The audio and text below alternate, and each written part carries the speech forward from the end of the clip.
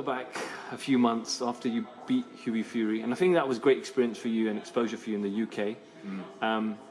You then went to Twitter in calling Anthony Joshua out and saying, you know, you can have X, Y, and Z splits, etc. Anthony Joshua as a fighter, firstly, what do you make of him? What do you make of his career so far? For someone who has a 20 record, 20 knockouts, he's done tremendously well. Him and his team have done great work here on this side of the world, dominating, putting on some great shows, massive events. He's a massive draw, and as a fighter, I respect him. I see him as a good champion. He's got a big heart. He showed that in the Pittsburgh fight. So obviously, I have nothing bad to say about him. Everything that I say about him is positive, and I have a lot of respect. Obviously, a lot of people look at his record of his 20 fight and look at yours, and I heard Eddie Hearn say it on TV that he's got a superior record. Dave said, well, you know, your record isn't far off from his record in terms of opponents faced. But if you look at his opponents other than Vladimir Klitschko, do you say that he's actually been tested in any of those opponents, or? I think each fight gives its own test, and I think you can't really judge on the opponents that you have.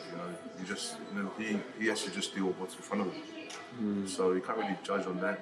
I think when I look at my record, I've fought some good fights, and I feel like from those fights I've gained experience and helped me along the way. But I think records aside, it's just two hungry young fighters wanting to be the unified champion of the world coming together. Anthony Joshua in his previous fight, there were talks that he was going to come in a lot lighter against originally Pulev, changed to Takam.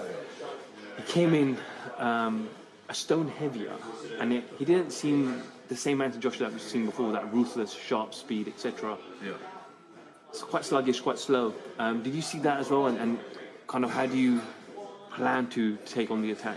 I feel like his last performance with Takam wasn't, he went from this awesome performance with Klitschko to, and I think it's different opponents that styles make fights. He was ready for Pulev, all of a sudden he gets this change last minute. So I think it's sort of hard to adjust last minute when you're sort of focused on one of them. So we can't really judge him on the last performance. The way that I want to fight him, I'm going to come in lighter, obviously lighter than my last few fights, and I want to use a lot of speed, a lot of angles, and just focus in boxing.